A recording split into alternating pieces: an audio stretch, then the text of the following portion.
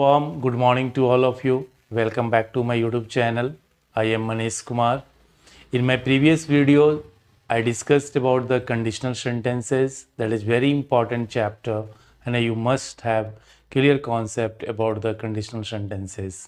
Today in this video, I am going to start that is the transformation of the sentences. How we have to change the sentence from one form to another form. So transformation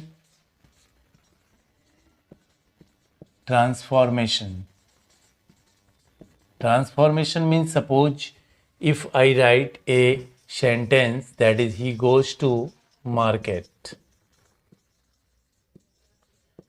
This is assertive sentence और affirmative या declarative है ना. अगर हम इस sentence को negative form में transform करते हैं तो answer would be he does not go to market. That is negative. That means कि हमने इस वाक्य को असर्टिव से नेगेटिव में ट्रांसफॉर्म कर दिया, चेंज कर दिया, लेकिन दोनों का मीनिंग जो क्या है अलग अलग है. तो ये दोनों जो ट्रांसफॉर्मेशन हुआ है, चेंज हुआ है असर्टिव से नेगेटिव, ये ट्रांसफॉर्मेशन का पार्ट नहीं हो सकता है ना. सपोज हमने एक सेंटेंस लिखा he writes a letter. The sentence is in active voice. अगर इसी वाक्य को हम पैसिव में चेंज करते हैं तो क्या हो जाएगा, a letter is written by him. That is passive. तो एक्टिव से पैसिव में जब हमने ट्रांसफॉर्म किया इस सेंटेंस को तो दोनों का मीनिंग जो है वो सेम है, बोलने का तरीका अलग हो गया है ना. यहाँ पे ही सब्जेक्ट प्रोमिनेंट हो गया और पैसिव में लेटर प्रोमिनेंट हो गया.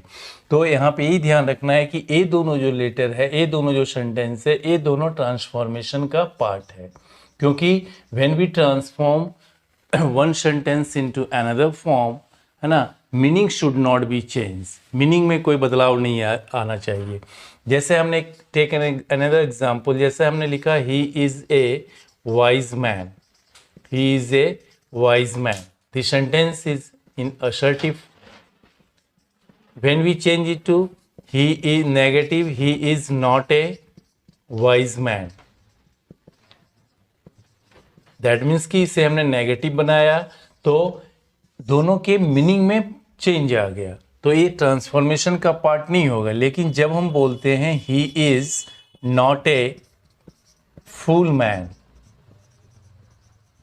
देन ये भी नेगेटिव बन गया और ये दोनों वाक्य में कोई अंतर नहीं है. हमने बोलने का तरीका अलग हो गया असर्टिव से नेगेटिव में, लेकिन दोनों का मीनिंग जो है वो सेम है. तो ये हमारा ये दोनों सेंटेंस जो है ट्रांसफॉर्मेशन का पार्ट होगा. उसी तरह से डिग्री ऑफ कंपैरिजन, जब हम डिग्री कंपैरेटिव से सुपरलेटिव बनाते हैं, सुपरलेटिव से कंपैरेटिव बनाते हैं, पॉजिटिव बनाते हैं, तो बोलने का तरीका चेंज हो जाता है लेकिन उसके मीनिंग में कोई बदलाव नहीं आता. उसी तरह से इनडायरेक्ट स्पीच में जब आप डायरेक्ट नरेशन से इनडायरेक्ट नरेशन में चेंज करते हैं स्पीच में, तो वहाँ पे भी हमें ट्रांसफॉर्मेशन का ही पार्ट होता है. टुडे ट्रांसफॉर्मेशन का एक पार्ट जो आज मैं स्टार्ट कर रहा हूँ दैट इज़ द वॉइस. पहला हमने टेंस किया था and voice, and it is said that voice and tense is the backbone of English. So you must have clear concept about these two chapter, that is the tense as well voice. I am going to start today that is the voice. Let's start with voice. Voice जो होते हैं दो तरह के होते हैं है ना. एक हमारा होता है दैट इज एक्टिव वॉइस और दूसरा हमारा होता है that is passive voice.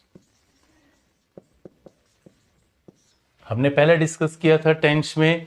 Total tense के जो टोटल स्ट्रक्चर होते हैं वो होते हैं 72.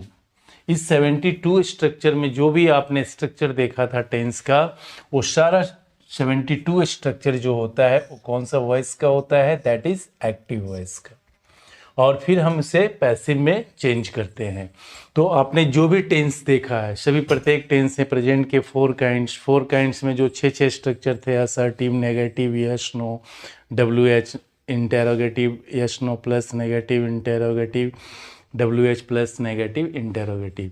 ये 6 स्ट्रक्चर जो आपने प्रत्येक टेंस के 6 स्ट्रक्चर किए, दैट मीन्स कि टोटल जो स्ट्रक्चर आपने 22 किए हैं वो सारा स्ट्रक्चर किस वॉइस का कहलाता है? एक्टिव स्ट्रक्चर का। अब एक्टिव से पैसिव में जब हम ट्रांसफॉर्म करते हैं तो कुछ आपको रूल्स याद रखना होता है। जैसे आपने लिखा एक sentence, he writes a letter. Active से पैसिव बनाने के लिए हमें एक ऑब्जेक्ट की ज़रूरत होती है, बिना ऑब्जेक्ट का पैसिव चेंज नहीं कर सकते। तो इस सेंटेंस में ही क्या है? सब्जेक्ट, राइट्स क्या है? वर्ब, एंड ए लेटर क्या है? ऑब्जेक्ट। तो ये जो वाक्य मैंने लिखा है ये हमारा कौन सा वॉइस का है? दैट इज एक्टिव वॉइस का। अब जो कुछ जनरल रूल्स है उसे आपको फॉलो करना होता है कि ऑब्जेक्ट जो है एक्टिव वॉइस का, ये पैसिव वॉइस में हम इसे सब्जेक्ट बना देते हैं, और जो सब्जेक्ट होता है उसे हम ऑब्जेक्ट बना देते हैं। दैट मीन्स कि object of the active voice becomes subject in the passive voice, and subject of the active voice become object in the passive voice. So object को हम सब्जेक्ट बना देंगे एंड सब्जेक्ट को object बना देंगे।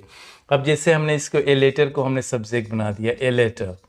उसके बाद आपको सबसे पहले रिकग्नाइज करना है कि ये जो वाक्य दिया हुआ है ये किस टेंस का है। अगर आपने रिकग्नाइज नहीं किया टेंस को तो फिर आपका स्ट्रक्चर गलत होगा, आप नहीं बनाएंगे। तो ही राइट से सिंपल प्रेजेंट और प्रेजेंट एंड डेफिनेट का है तो हम यहाँ पे इज का प्रयोग करेंगे, लेटर इज। और अब याद रखना है कि पैसिव स्ट्रक्चर में कोई भी टेंस हो, प्रेजेंट हो, पास्ट हो, फ्यूचर हो, इम्पेरेटिव वाक्य हो, कोई भी वाक्य अगर आप पैसिव चेंज करते हैं तो पैसिव वॉइस में हमेशा वर्ब की थर्ड फॉर्म का प्रयोग होता है। ये सबसे पहले याद रखना है आपको। तो लेटर इज हो गया, देन राइट का third form that is written.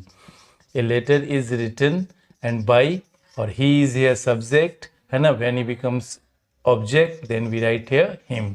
ही का ऑब्जेक्ट क्या होता है? हिम।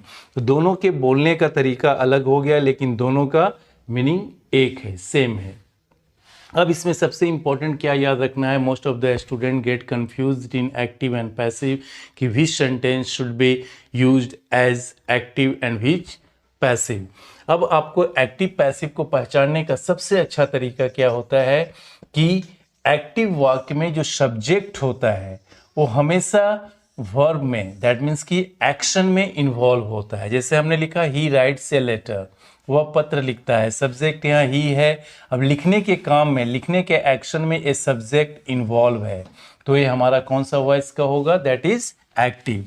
लेकिन जब हम इस लेटर को सब्जेक्ट बना देते हैं, पैसिव सब्जेक्ट जब ये बन जाता है लेटर पैसिव सब्जेक्ट, तो ये लेटर जो है यहाँ पे सब्जेक्ट ए एक्शन में इन्वॉल्व नहीं है। दैट मीन्स कि ये letter is written by him, उसके द्वारा एक पत्र लिखा जाता है या एक पत्र उसके द्वारा लिखा जाता है। तो यहाँ पे राइटिंग के जो एक्शन आपका है, इस एक्शन में ये जो सब्जेक्ट है वो आपका इन्वॉल्व नहीं है। लेकिन एक्टिव वॉइस के वाक्य में जो सब्जेक्ट होता है वो हमेशा इन्वॉल्व होता है। तो इस तरह से एक्टिव और पैसिव का आपको पहचानना है।